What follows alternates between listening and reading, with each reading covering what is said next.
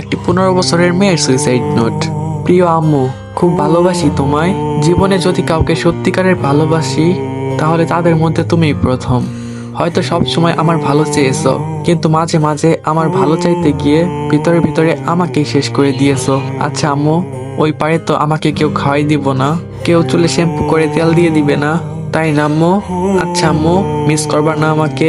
প্রতিদিন সকালে অভ্যেসের বেশি আমাকে ঘুম থেকে ডাকবা না? ঘরে কিছু পড়ে যাওয়ার শব্দ পেলে বলবা না কি ভাঙলি, দাঁড়া আসতেছি।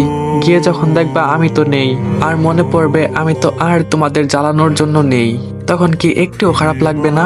যখন রোজ স্কুল থেকে এসে আর আম্মু আম্মু করে চিল্লাবো না, তখন কি আমাকে মনে পড়বে না?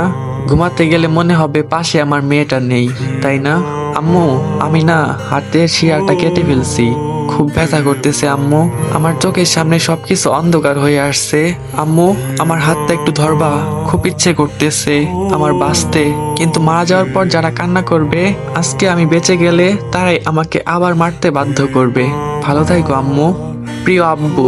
আব্বু, তুমি হয়তো আমাকে খুব ভালোবাসো, কিন্তু কখনো দেখাও না। সব সময় এটাই ভাবো লোকে কি বলবে, লোকে কি ভাববে।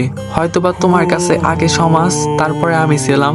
কিন্তু তোমার মাঝে মাঝে এটাও বোঝার দরকার ছিল আমিও মানুষ, আমারও কষ্ট হয়, আমারও নিজের কিছু ইচ্ছা ছিল। খুব ভালোবাসি তোমাকে আব্বু। তোমার এই পচা মেয়েটা আজকের পর থেকে আর তোমাদের প্যারা দিবে না। ভালো থাইকো আব্বু। ডিয়ার বেস্ট ফ্রেন্ড, তোমাকে বলার মতো অনেক কিছুই ছিল, কিন্তু একটা কথাই বলবো, অনেক ভালোবাসি তোমাকে। তোমার কাছ থেকে জীবনে যা পেয়েছি সেটা খুব মূল্যবান ছিল।